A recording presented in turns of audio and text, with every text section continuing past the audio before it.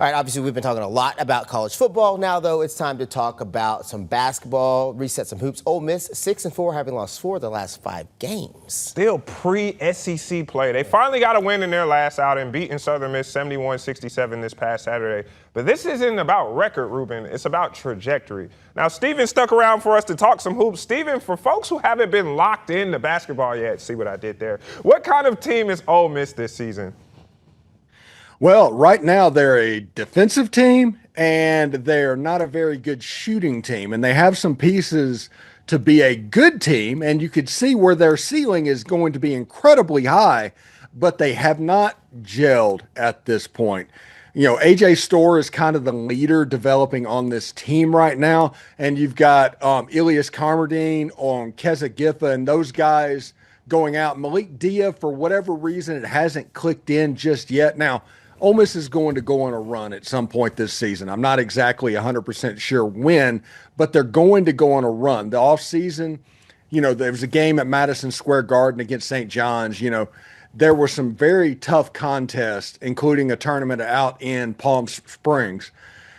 This Ole Miss team, I think, is going to be fine, but they are digging themselves a hole pretty quickly, and they need to start shooting the ball better. You know, Travis Perry, who was kind of brought in to be the dead-eye shooter, has not gotten off to a good start in his Ole Miss career, and Camerdine is just adjusting to college football and the American game. And I think this Ole Miss team is going to be fine eventually, but they can't wait too much longer to get going, if that makes sense. Man, there's good wins, bad losses, all that stuff does add up when you start talking about NCAA tournament, but you can't have too many losses at the end of the day. Steven, I want to talk to you a little bit about Coach Beard's frustration. I was able to watch one of his press conferences after one of those games, and he flat out said, we're going to find guys who are going to play hard. Basically, I'm tired of playing these guys who think they deserve to play. I want guys who are going to play hard. Do you think they're getting any closer to that? And have you seen that same lack of intensity when you've watched those games? It's been a little bit disjointed. I have noticed that. I listen, Tim Thomas is a guest on my show pretty much weekly talking about basketball. And when your shot's not falling, he talks about rebound and play defense. Just concentrate on that and the shot will come. I have to think that the shot will come for the Ole Miss players, Ilias Camerdine, all of those guys. The defensive side, the effort, things like that, the positionless basketball that Chris Beard wants to play, I think there just turns out to be a little bit more of an adjustment this year than we all thought that would happen. And with Camerdine and Giza being European players, there's an international flair to this Ole Miss basketball team. Just might be taking a little bit of time for them to come together. When we look at Chris Beard, he's in year 3. His 50 wins already 3rd fastest in school history, Sweet 16 last season. So, Steven, you could say expectations have quietly raised. This program no longer rebuilding. What's different about year 3 Beard teams compared to years 1 and 2? Well, normally he has his complete system intact and the players that he wants in position. It's at that point, in year 3, you have a Chris Beard team, the one that everybody thinks of when you think of Chris Beard. And for whatever reason, this season hasn't been able to do it. Even though Ilias Camerdine, 6'4", you got the positionless. You know, if they stand it in a height line, they would look like a Chris Beard team. But the shots aren't falling right now for whatever reason, and they have to really stick to playing defense and rebounding the ball and doing the little things well and just wait for the other stuff to open up, because SEC play coming up in a couple of weeks. You kind of have to get right, starting with the game against Alabama A&M. So to your point, and you've mentioned it a couple of times, and for good reason, the shots aren't falling.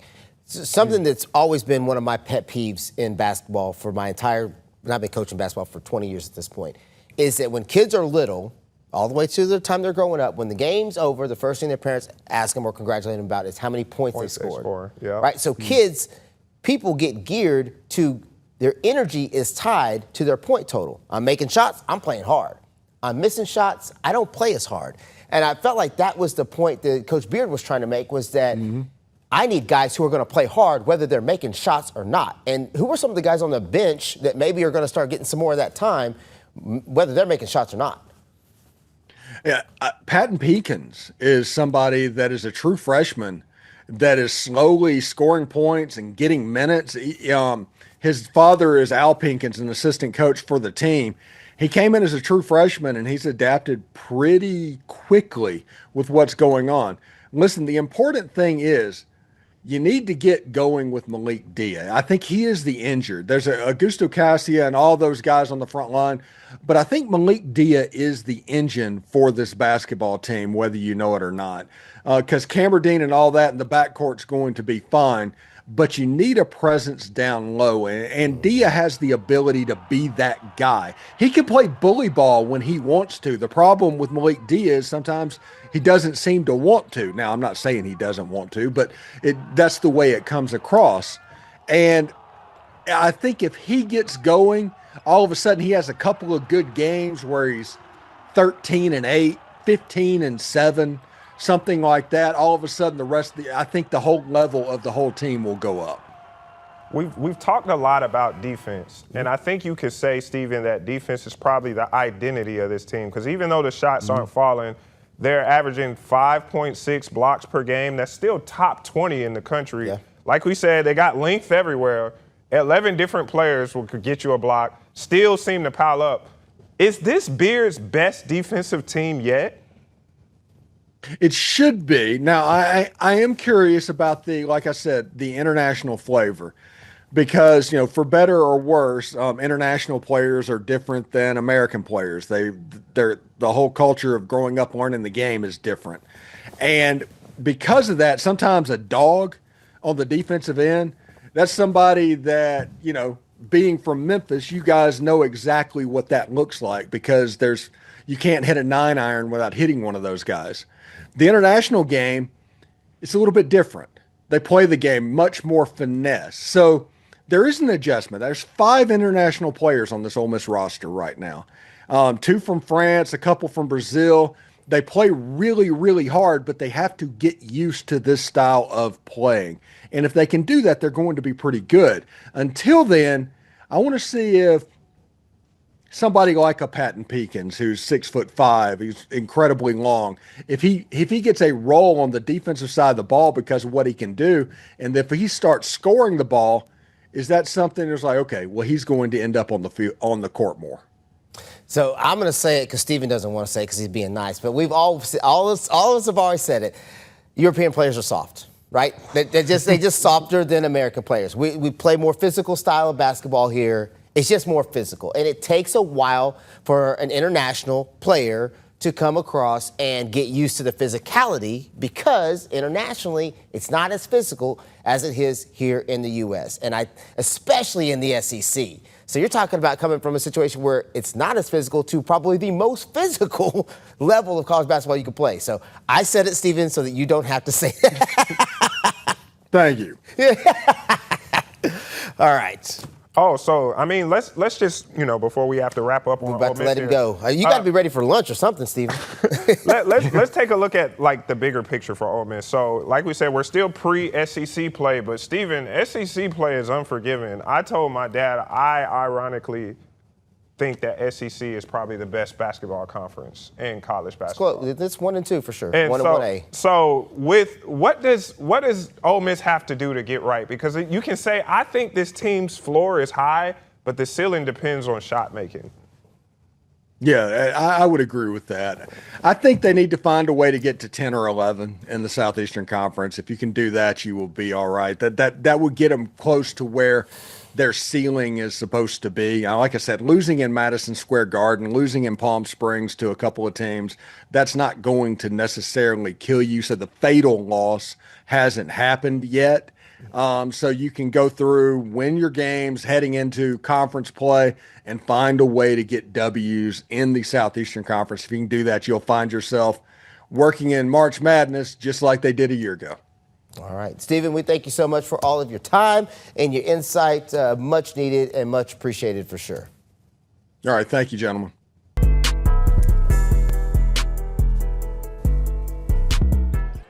All right, let's bring it back home now. The Memphis Tigers basketball had a tough test on the road this past Saturday night, Ruben. Yeah, they were actually at Louisville the full week to prepare, but the Cardinals, the 11th ranked team in the country, showed why they're one of the hottest teams. They can shoot that ball. Memphis hung around early, but once Louisville found another gear, it turned into a long night. The Cards hit shots, controlled the tempo, and pulled away late for a 99-73 win. So after the game, Coach Penny Hardaway didn't sugarcoat it. He gave Louisville credit and put the loss on himself.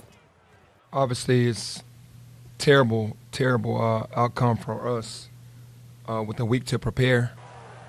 Kudos to Louisville. Played really good game, well-oiled machine. On both ends of the floor, they were the aggressor. And I'll just have to take this as a coach and say my team wasn't prepared as their team was, and we had a bad loss. So it's not often that you hear the coaches take that loss, take it on themselves. I always say good leaders take the loss and give away the credit. So I was glad That's to see about as blunt Coach as it Penny. gets. Yeah, glad to see Coach Penny say it that way. Well, I like how he didn't blame the effort or the refs or his team. He set the tone for how the team is going to respond next, which will be Wednesday, tonight, actually, against Vanderbilt, but he didn't wait until film day to say it. He said it right then and there. What did you feel about that? I think that's what you have to do. He's probably tried all of the other methods to motivate his team to play at a high level. Coaches know that at some point, you've done the rah-rah, you've done the yelling, you've done the punishment. At some point, you just say, okay, well, maybe it's not you guys, maybe it's me. Maybe I'm the one who's not doing this right. Let me recalculate and figure out what we have to do to be better. At the end of the day, the buck stops with him. He's the head coach. He's the one making that big paycheck. And he knows that. And so he's saying, hey, look, at the end of the day, it's my responsibility to have them ready. They weren't ready. Now, at the end, I'll counter that with, I always tell players, it's your job to perform, right? We can get you to the spot. We can get people to watch you play. We can get you where you got to be. We can teach you all the stuff you need to know. But at the end of the day, players have to perform. You want to be a player, you got to perform when the lights are on. Something you've also said is you only get so many my bads. Well, that's and I my think thing. For Penny, this is too much of him saying my bad. I mean, he keeps putting it on himself. He put the UNLV loss on himself. He put the Ole Miss loss on himself. He put this loss on himself. He put the Wake Forest loss on himself. That's essentially 4 my bads. What does that tell you, though? Do you think that, I'll be real honest, do you think that he truly thinks that he's not the one getting prepared? No. But he's not going to publicly chastise his team anymore. He's already done it as much as he can. He's already called them out. He started the season, he said, I want guys who want to play. Give me guys who have effort. That was coming off of exhibition. That was now him we're actually publicly. in the season where the games count. Yeah, but that's him publicly It feels like saying he didn't switched it, be like, it's on me. And we like I said, we give him grace because this is a completely new team. And the schedule is not easy either. Yeah, but still, you look up and you would think that their record should be better than what they are. Yes, the problem is they lost to teams they shouldn't lose to, like Wake Forest, right? You got to beat Wake and Forest. And UNLV. You got to win lost to Tennessee State. You got to win those 2 games. Then the losses against the ranked teams like the Louisvilles and the Purdue's and all those don't sting as much because you're only losing to top 25 teams. And now he lost to Ole Miss, who as soon as they lost that game, Ole Miss seemed to stumbled. Stumbled. They've stumbled now. So the issue that Memphis is struggling with right now is, you got a whole new team, but they're not the only team in the country struggling with that. But they've got a whole new team trying to find their way, not particularly shooting the ball great, and then playing a really, really tough schedule. Now, when they get to the American Conference, they're going to blow people out. They're going to dominate them. I think they're going to dominate the American Conference.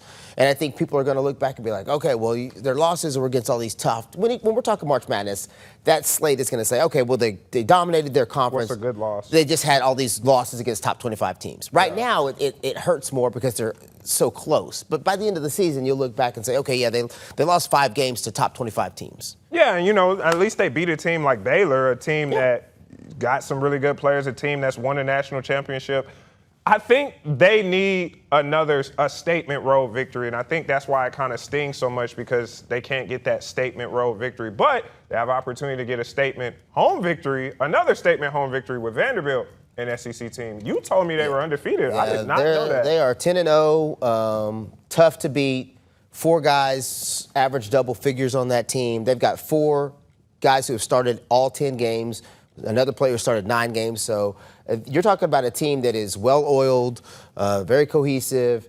They've only had 1 true road game, so that's the trick when they play Memphis on the road. It'll only be their second true road game. They got 3 neutral site games. So there is Still that kind of like ability. a rivalry game because the Nashville-Memphis rivalry. But it's just not. It's just not. I don't. Not that I know of. I mean, I don't. I remember when Vandy came here a few years ago when Jerry Stackhouse was coaching. It was a pretty good crowd. I hope it's a good crowd tonight. It's a Wednesday. I think it'll be a great crowd for the game Wednesday night because it's a top 25, it's a top 15 team coming in or whatever, and you've got an opportunity to potentially upset a top 15 team. And I hope that Memphis gets it together, and win or lose, it's a very competitive game because you can lose that game, lose it by 3, 4, 5 points, and that's a good loss. Now, you can't lose by 20 because then that becomes a bad loss. What do you think would be some keys to victory for Memphis to get the win? Control the turnover margin. Like, turnovers are turnovers. When you play against a good team like that, they're going to make you pay every time. Tonight is one of those games where, or Wednesday night's one of those games where you can't have a bunch of my bads. Everybody's got to play at a level where they're efficient with the ball. And I think they have to shoot the ball at a better rate than what they've been shooting it. And then free throws are going to matter. Get to the free throw line, attack the paint, because your depth isn't what it has been, what you probably need it to be.